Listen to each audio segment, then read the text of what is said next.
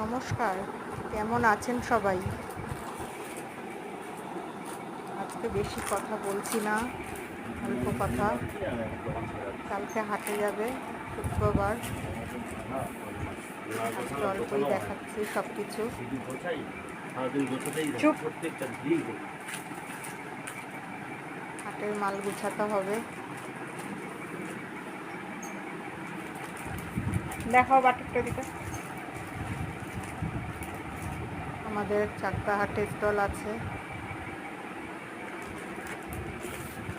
আজকে, ওই জন্য অল্পই কথা, অল্পই সব কিছু দেখানো। আবার পরে সময় করে আরও অনেক কিছুই আছে দেখাবো। সবাই ভালো থাকবেন, সুস্থ থাকবেন। Good night, tata.